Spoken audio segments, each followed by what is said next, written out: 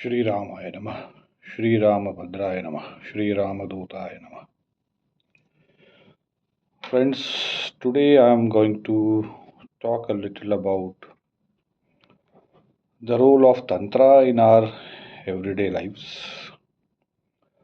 So, I'll start with a quick introduction of myself. I work with a corporate and I am a Tantrik. So, if you are getting a little surprised, then you should not be, because Tantra is not an alien concept. Anybody who is trying to connect with God, anybody who is a Sanatani, anybody who practices puja, upasana in their everyday lives can be a tantric by adopting very simple techniques, very simple methods, incorporating some structure around how they approach their worship, perform their worship, and they can become a tantric. So, Tantra is not a scary word, it is not an alien concept, it has not originated from somewhere else. It is very well a part of our Sanatana culture, Sanatana Dharma, and it has got deep roots in how our ancestors have been worshipping gods, trying to connect with higher entities, trying to improve their physical well being, mental well being, spiritual well being, and so on.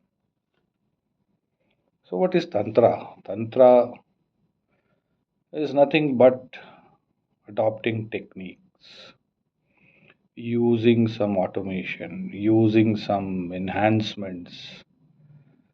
These are very commonplace words that we use in our corporate life every day, everywhere, every now and then. And it is not considered a bad thing, it is actually appreciated. People who adopt techniques, know how to use it, develop it, are actually appreciated. They grow very well in the corporate ladder. While in Sanatana, there is a myth that people who practices Tantra are not a part, not exactly an integral part of Sanatana, and many people perceive them as someone who practices bhoot, pret, spirits, visit Shamsan, do Shava sadhana. That is not true completely. Using techniques is now acceptable, appreciated in all aspects of life. It should be appreciated in our Sanatana Dharma as well. I'll give you some examples. Everyone in Sanatana Dharma is aware of Hanuman Chalisa. Many of us chant Hanuman Chalisa regularly, even on daily basis. People have been chanting, reciting Hanuman Chalisa for 20, 30, 40, 50 years. And many of them have not experienced Lord Hanumana in any form, in any way, his energy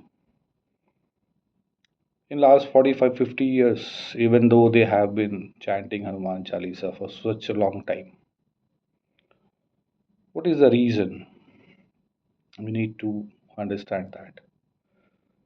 It is like someone who is doing a manual labor or using something in a very basic way, and someone who is using a tool, a machine, some kind of an enhancements, someone who is disciplined, someone who is knowledgeable, and uses that to enhance the effects of what he does. That's the only difference. Hanuman Chalisa itself is very effective, but you have to use it in a particular way. to experience the energy that you are worshipping.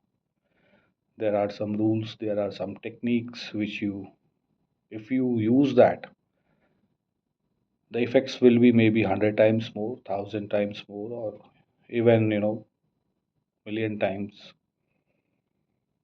But you have to know, you have to adopt those techniques. The more techniques that we use, the more the greater the effect of the work that you do. The same concept applies in our daily worship also.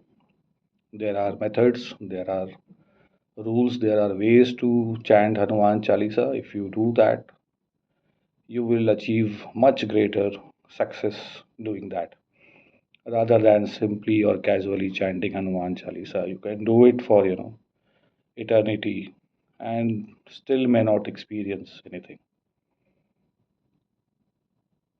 Another example can be, lighting a diya.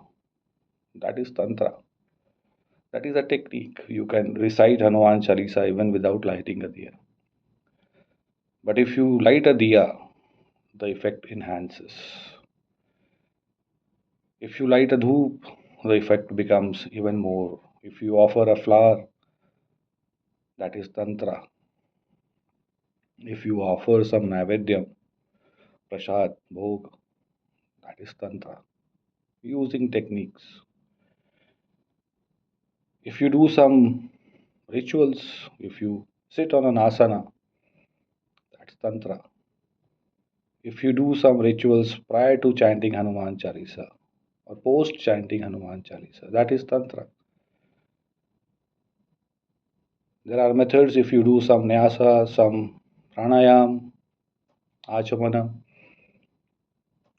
pranayam, nyas before chanting Hanuman Chalisa, the effect increases.